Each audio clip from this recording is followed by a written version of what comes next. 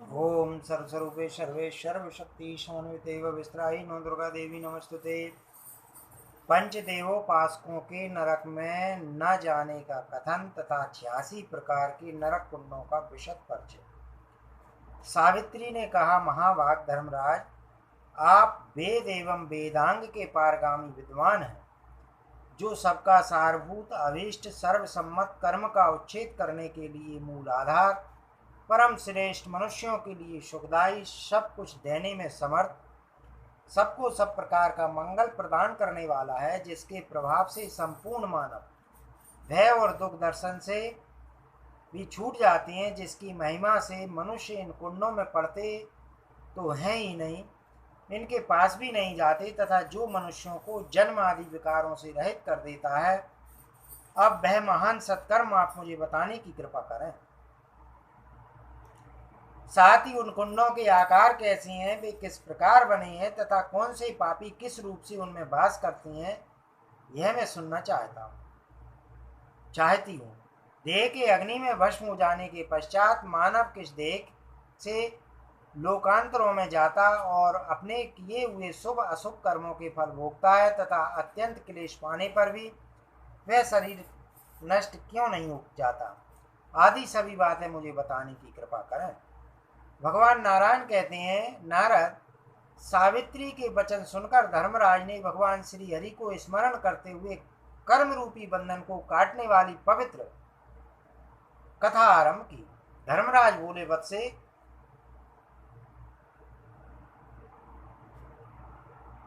पतिव्रते सुव्रते चारों वेद धर्मशास्त्र संहिता पुराण इतिहास पांचरात्र प्रभृति धर्मशास्त्र तथा अन्य धर्मशास्त्र एवं वेदांत, इन सब में 5 देवताओं की उपासनाओं को सर्वश्रेष्ठ एवं सारभूत बतलाया गया है। इस देवोपासना से जन्म मृत्यु जरा व्याधि तथा शोक संताप नष्ट हो जाते हैं। यह साधन सर्वमंगल रूप तथा परम आनंद का कारण है। इससे इन संपूर्ण सिद्धियां प्राप्त हो जाती हैं। यह नरक से प्राणी का उद्धार करने वाला है, भक्ति रूपी वृक्ष में अंकुर उत्पन्न करने वाला तथा कर्म रूपी वृक्ष को काटने के लिए यह सदा कटिबद्ध रहता है। मोक्ष मार्ग पर अग्रसर होने के लिए यह सोपान है। भगवान के सालोक शास्त्री सारूप और समीप आदि अविनाशी एवं शुभ पद प्रदान करने वाला है साधन बतलाया गया है। सुबह मेरे दूत नरक कुंडों की सदा रखवाली करते हैं। पंचदेवों की यथार्थ उपासना करने वाले मनुष्य उन नरकों को स्वप्न में भी नहीं देख सकते। जो भगवती भुवनेश्वरी की उपासना नहीं करते, उन्हें मेरी पूरी देखनी पड़ती है। एकादशी का व्रत करने वाले विष्णु लोक में जाते हैं। जो निरंतर भगवान श्री हरि को प्रणाम करते हैं और उनकी प्रतिमा की पूजा करते हैं, उन्हें भी मेरी भयंकर संयमनीपुरी में नहीं जाना पड़ता। भगवान शंकर के भक्तों से मेरे दूत इस प्रकार डरते हैं जैसे गरुड़ से सर्प, फिर भी वे पास लेकर उनकी ओर जाते हैं, परंतु मैं उन्हें रोक देता हूँ। भगवान श्री हरि के भक्तों के आश्रम को छोड़कर अन्यत्र सभी जगह मेरे सेवक जा सकते हैं। भगवान श्री कृष्ण के मंत्रोपासक होने के कारण हरि भक्त तो मेरे दूतों को ऐसे भयानक लगते हैं मानो सर्पों के लिए गरुड़ों, भगवती जगदम्बा के लिए भक्त तथा वहां पहुंच जाते हैं, जो चित्रगुप्त, मधुपर आदि उपचारों से बार बार उनका सत्कार करके उनके लिए ब्रह्मलोक लिख देते हैं। साध्वी तब वे भगवती के उपासक मणिदीप लोक की यात्रा करते हैं, जिनके स्पर्श मात्र से संपूर्ण अशुभ कर्म नष्ट हो जाते हैं। वे देवी भक्ति महान सौभाग्यशाली हैं, कारण उनके जन्म से अनेकों कुलों की शुद्धि हो जाती है। उनके बाप पाप जलती हुई आग में पड़े हुए सूखे तिनकों की भांति भस्म हो जाते हैं। देवी भक्ति भक्तों को देखकर मोह भी भयभीत होकर मोहित हो जाता है। साध्वी काम, क्रोध, लोभ, मृत्यु, रोग, जरा, शोक, भय, काल, शुभाशुभ कर्म, हर्ष तथा भोग, ये सब देवी भक्तों को देखकर अपना प्रभाव प्रकट करने में असमर्थ हो जाते हैं। साध्वी जिन जिन व्यक्तियों को नार की पीड़ा नहीं सहनी पड़ती, उनका परिचय बता चुका। अब आगम शास्त्र के अनुसार देह का विवरण बतलाता हूं, सो सुनो। पृथ्वी, जल, तेज, वायु और आकाश, ये 5 तत्व स्पष्ट ही हैं। सृष्टा के सृष्टि विधान में प्राणियों के लिए एक देह भी पृथक निर्मित होता है। पृथ्वी आदि 5 भूतों से बने हुए शरीर को क्रमिक और नश्वर कहती हैं। चिता की आग में जलकर वह राख हो जाता है। उस समय जो जीव रहता है उसकी बंधे हुए अंगूठे जैसी आकृति हो जाती है। वही फल भोगने के लिए सूक्ष्म रूप में देह धारण कर लेता है। वह देह प्रज्वलित अग्नि में भस्म न होकर मेरी संयमनीपुरी में जाता है।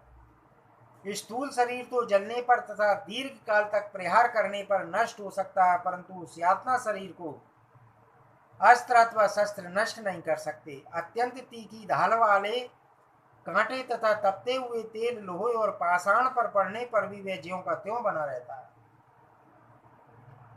जलती हुई प्रतिमा से सटने पर भी वह जलता नहीं है और न ही मरता है, पूर्ववत रह जाता है। उसे यूं भयानक संताप भोगने पड़ते हैं। साध्वी इसी प्रकार आगम शास्त्र में देह वृतांत तथा कारण स्पष्ट किया गया है। इसे मैं तुम्हें बता चुका। अब तुम्हें कुंडों के संपूर्ण लक्षण बताता हूं, सो उन्हें सुनो। पतिव्रत नरक कुंड पूर्ण चंद्रमंडल की भांति गोलाकार है। उनकी गहराई भी पर्याप्त है। वे अनेक प्रकार के पाषाणों से निर्मित हैं। उनका नाश नहीं होता। वे प्रलय काल तक रहते हैं। भगवान श्री हरि की इच्छा से पापियों को क्लेश देने के लिए नाना रूपों में उनका निर्माण हुआ है, जो जलते हुए अंगार के समान एक कोस की लंबाई चौड़ाई के विस्तार में है तथा जिसमें 100 हाथ ऊपर तक आग की लपटें निकला करती। उसे अग्निकुंड कहा गया है। भयानक चीत्कार करने वाले पापियों से वह सदा भरा रहता है। उन पर प्रहार करने वाले मेरे दूत निरंतर उसकी रक्षा में तत्पर रहते हैं। जो हिंसक जंतुओं से भरा पूरा अत्यंत भयंकर तथा आधे कोस का विस्तृत नरक है, उसे तप्त कुंड कहते हैं। मेरे सेवकों द्वारा कठिन प्रहार पर पड़ने पर नारकी जीव चिल्लाते रहती हैं। इसके बाद तप्त छारोद कुंड है। वह खोलते हुए खारे जल से भरा रहता है। इस कोस विस्तार वाला वह भयानक नरक पापियों तथा कौओं से भरपूर है। एक कोस के विस्तार में बिटकुंड नामक नरक है। निराहार रहने के कारण सूखे हुए कंठ, होंठ और तालू वाले पापी उसमें इधर उधर भागते रहते हैं। वह दारुण नरक विष्ठा से भी बना हुआ है। उसमें अत्यंत दुर्गंध फैली है। वहां कीड़ों से उनका सारा अंग छिल जाता है। मूत्र कुंड नामक नरक खोलते हुए मूत्र तथा मूत्र के कीड़ों से भली भांति भरा हुआ है।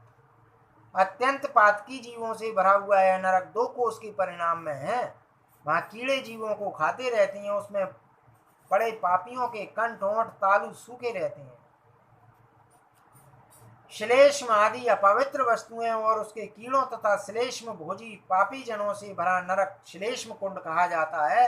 आधे कोस के परिणाम में विषभक्षी पापियों तथा कीड़ों से भरा हुआ नरक गरकुंड के नाम से कहा जाता है। सर्प के समान आकार वाले वज्रमय दांतों से युक्त तथा क्षुधातुर सूखे कंठ वाले अत्यंत भयंकर जंतुओं द्वारा वह नरक भरा रहता है। आंखों के मलों से युक्त आधे कोस से के विस्तार वाला दूषिका कुंड है। कीड़ों से छत विछत हुए पापी प्राणी निरंतर उसमें चक्कर लगाते रहते हैं। बसा से पूर्ण 4 कोस का लंबा चौड़ा बसा कुंड है। बसा भोजी पात की जीव उसमें व्याप्त रहती है। 1 कोस की लंबाई चौड़ाई वाला शुक्र कुंड है। वीर्य के कीड़ों से वह व्याप्त रहता है। उसमें रहने वाले पापियों को जब कीड़े काटते हैं तब वे इधर उधर भागते रहते हैं। बावड़ी के समान परिणाम वाला दुर्गंधित वस्तुओं से भरा हुआ रक्त कुंड है।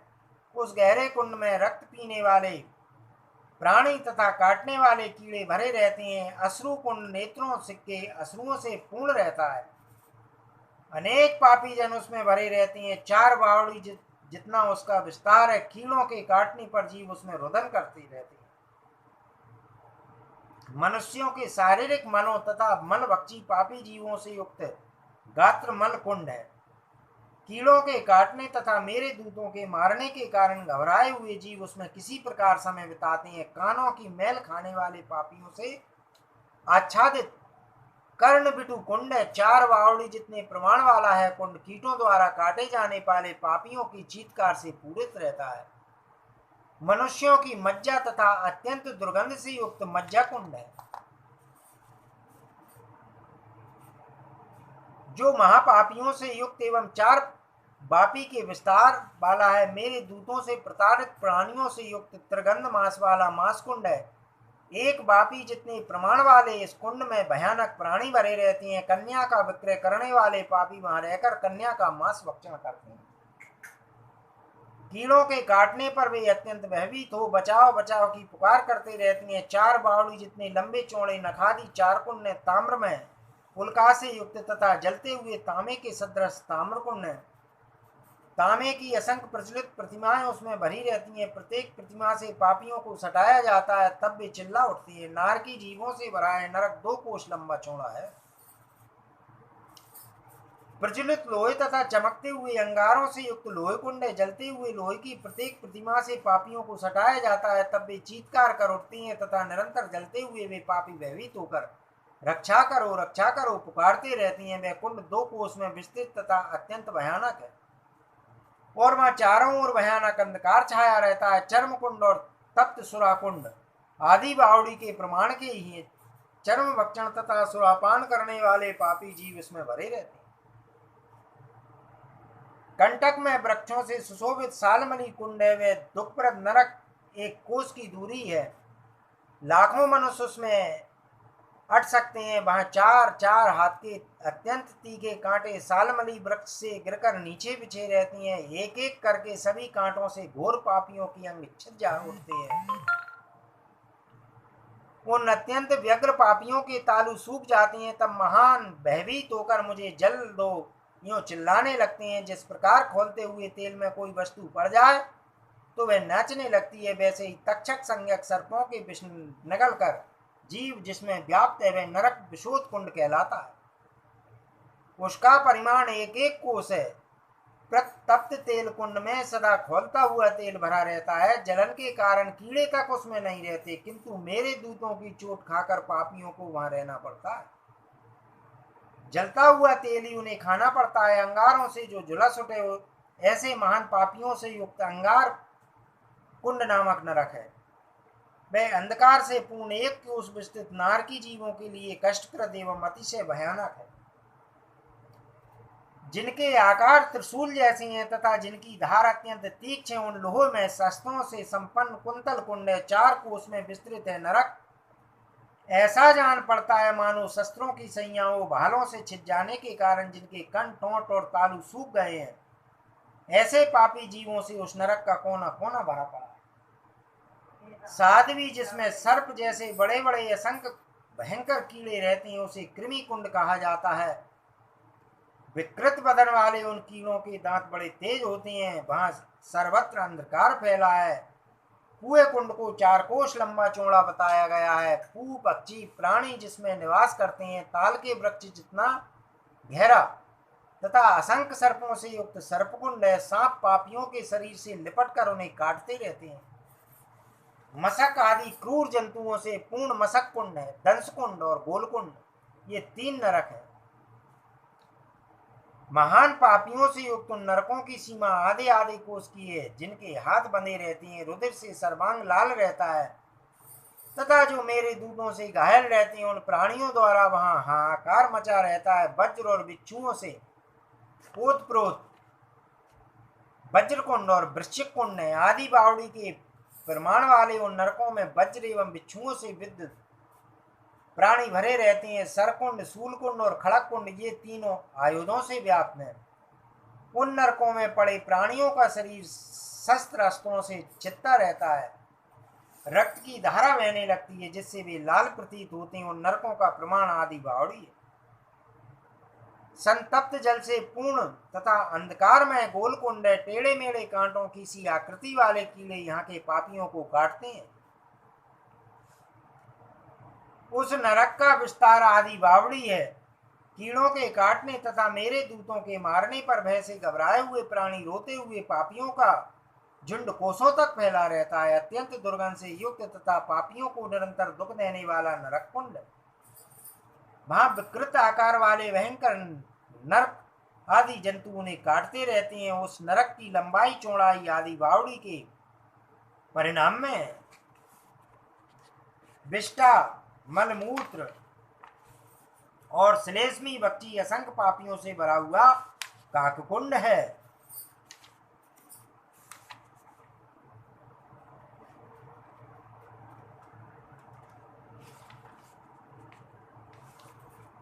उसमें विशाल आकार वाले भयंकर कौए पापियों को नोचते रहते हैं। मंदांध कुंड और बीज कुंड इन्हीं दोनों वस्तुओं कीट विशेषों से उत्प्रेरित हैं। इन कुंडों का परिणाम स्वधनुष है। उन कीड़ों से दंशित प्राणी सदा चीत्कार मचाया करते हैं। पापी जीवों से व्याप्त तथा स्वधनुष में स्थित वज्रकुंड है। वज्र के समान दांत वाले भयंकर जंतु उसमें रहते हैं। वहां सर्वत्र घोर अंधकार छाया रहता है। दो बापी जितना लंबा चौड़ा तप्त पाषाण कुंड है। उसका आकार ऐसा है मानो आग धधक रही हो। पापी प्राणी संतप्त होकर इधर उधर भागते रहते हैं। छुरे की धार के समान तीखे पाषाणों से बना हुआ तीक्ष्ण पाषाण कुंड है। महान पापी उसमें वास करते हैं। रक्त से लथपथ हुए प्राणियों से भरा हुआ लाला कुंड है। वह कुंड एक कोष नीचे तक गहरा है। मेरे दूतों से संतप्त प्राणी उसमें खचाखच भरे रहती हैं। कज्जल वर्ण वाले सतप्त पत्रों से निर्मित तथा 100 धनुष परिणाम वाला मशी कुंड है। पापियों से वह कुंड पूरित रहता है। तपे हुए बालू से भरपूर एक कोष विस्तार वाला चूर्ण कुंड है। उसमें प्रतप्त बालुका से दग्ध प्राणी निवास करते हैं। कुमार के चक्र की भांति निरंतर घूमता हुआ चक्र कुंड है। उसमें अत्यंत तीक्ष्ण धार वाले 16 अरे लगे हुए हैं, जिसमें वहां के पापियों के अंग सदा छत विछत होते रहते हैं। उस कुंड का आकार अत्यंत टेढ़ी मेढ़ी कंदरा के समान है तथा वह पर्याप्त गहरा है। उसकी लंबाई चौड़ाई 4 कोस है। उसमें खोलता हुआ जल भरा रहता है। वहां के घोर पापियों को जलचर जंतु काटते खाते रहते। उस अंधकार में भयानक कुंड में संतप्त प्राणियों द्वारा करुण क्रदन होता रहता है। विकृत आकार वाले अत्यंत भयंकर असंख्य कछुए से भरा हुआ कूर्म कुंड है। जल में रहने वाले कछुए नार की जीवों को नोचते खाते रहते। प्रज्वलित ज्वालाओं से व्याप्त ज्वाला कुंड है, जिसकी लंबाई चौड़ाई 1 कोस है। कष्टदायी इस कुंड में पात की प्राणी निरंतर चिल्लाते रहते हैं। 1 कोस गहराई वाला भस्म कुंड है, जिसमें सर्वत्र प्रतप्त भस्मी भरा है। जलते हुए भस्म को खाने के कारण वहां के पात की जीवों के अंगों में दहाई सी लगी रहती है। जो तपे हुए लोहे से परिपूर्ण तथा जले हुए गात्र वाले पापियों से युक्त नरक है, उसे दग्ध कुंड कहा जाता है। अत्यंत भयंकर गहरा कुंड 1 कोस के परिणाम में वहां सर्वत्र अंधकार छाया रहता है। ज्वाला के कारण पापियों के तालु सूखे रहते हैं, जो बहुसंख्यक कुर्मियों, संतृप्त क्षार जलों, नाना प्रकार के शब्द करने वाले जल जंतुओं से युक्त है तथा जिसकी चौड़ाई 4 कोस है। ऐसे गहरे और अंधकार युक्त नरक को प्रतप्त सूची कुंड कहते हैं। उस भयानक कुंड में दग्ध होने के कारण आर्तनाद करते हुए प्राणी एक दूसरे को नहीं देख पाते, जिसमें तलवार की धार के समान तीखे पत्ते वाले बहुत से ऊंचे ऊंचे ताड़ के वृक्ष हैं। उस नरक को असीपत्र कुंड कहा गया है। उस नरक के ताड़ वृक्ष आधे कोस की लंबाई तक ऊपर को फैले हुए हैं और उन्हीं वृक्षों पर से वहां के पापियों को गिराया जाता है। उन वृक्षों के सिर से गिराए गए पापियों के रक्तों से वह कुंड भरा रहता है। उन पापियों के मुख से रक्षा करो की चीख निकलती रहती है। वह भयानक कुंड अंततः गहरा अंधकार से आच्छन्न तथा रक्त के कीड़ों से परिपूरित है, जो 100 धनुष जितना लंबा चौड़ा तथा छुरे की धार के समान अस्त्रों से युक्त है। उस भयानक नरक को क्षुरधार कुंड कहते हैं। पापियों के रक्त से वह कभी खाली नहीं हो पाता, जिसमें सुई के समान नोक वाले अस्त्र भरे रहते हैं तथा जो पापियों के रक्त से सदा परिपूर्ण रहता है। 50 धनुष जितना लंबा चौड़ा वह नरक सूची मुख कहलाता है। वहां नार की प्राणी अत्यंत कष्ट भोगते हैं। किसी एक जंतु विशेष का नाम गौका है।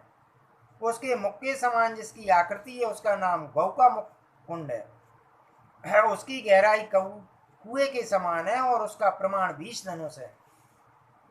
यह नरक घोर पापियों के लिए अत्यंत कष्टप्रद है। उन गौका संज्ञक कीड़ों के काटने से नारकी जीवों का मुख सदा नीचे को लटकता रहता है। नाक जल जंतु विशेष के मुख के समान जिसकी आकृति से नक्र कुंड कहते हैं, वह 16 धनुष के विस्तार में स्थित है। उसकी गहराई कुएं जितनी है।